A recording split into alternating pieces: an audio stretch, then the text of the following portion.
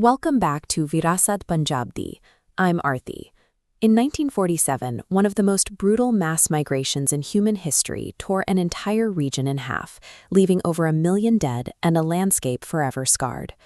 Before 1849, the Punjab was a deeply interconnected society. For centuries, Muslims, Hindus, and Sikhs lived side by side, grounded in the teachings of Sufi mystics, local saints, and Sikh gurus, who preached a shared, collective humanity. But this long-standing social fabric was about to face a series of radical shifts, transformations that began with a change in the physical land itself. Take a look at this map of undivided Punjab. The blue lines represent a vast network of canals the British began carving across the western districts, like Lyallpur and Montgomery. These waterways took dry, arid wastelands and turned them into highly lucrative agricultural hubs known as the Canal Colonies. Because of this sudden fertility, thousands of Sikh and Hindu farmers migrated west into these newly established colonies, bringing immense wealth and industry to the region. But as the 20th century rolled in, the British introduced new constitutional frameworks requiring communal representation. Citizens were now forced to register, vote, and operate in government strictly according to their religious identity. On one hand, the population was more economically integrated than ever. On the other, the state was rigidly defining them by their religious differences.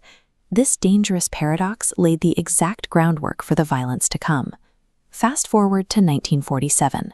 Exhausted by the Second World War, the British abruptly announced they were abandoning India, creating a massive, immediate political vacuum. The fate of millions of everyday citizens was placed in the hands of political elites. They sat around tables far removed from the fields of Punjab, drawing arbitrary lines on a map to divide the subcontinent.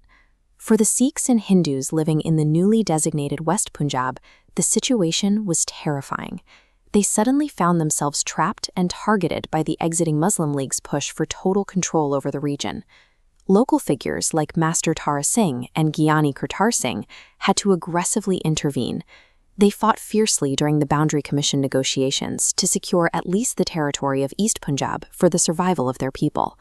Community leaders pleaded directly with the exiting British authorities, trying to salvage their ancestral lands and prevent total displacement. These high-level political decisions had immediate, catastrophic consequences on the ground. In a matter of days, centuries of peaceful coexistence evaporated, and lifelong neighbors turned on each other.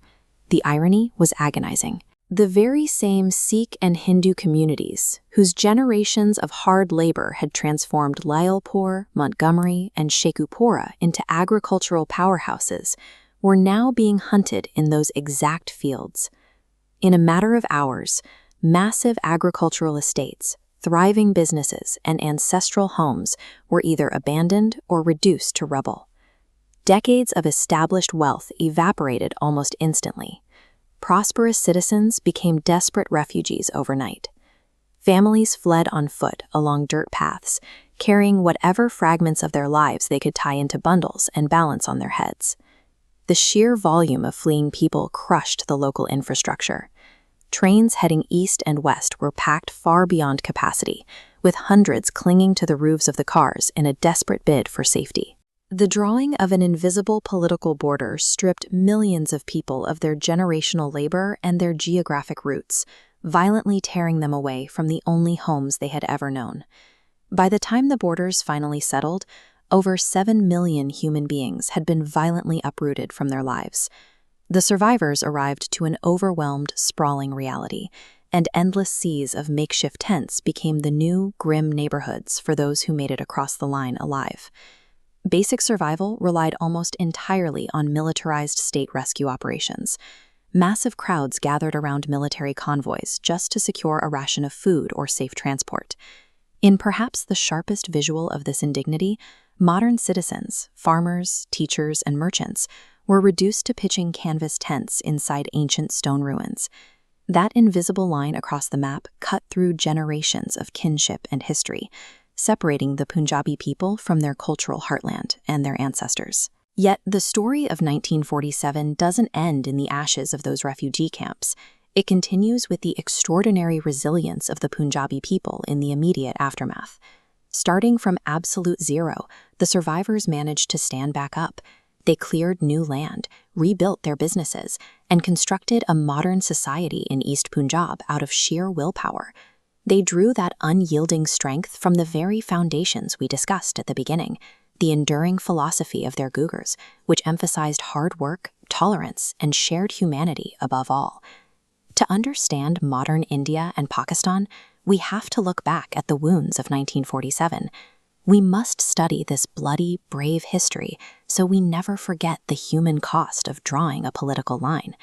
While the map was redrawn, the shared heritage and cultural tenacity of the Punjabi people proved more permanent than the borders meant to divide them. Thank you for joining us on Virasat Punjabdi.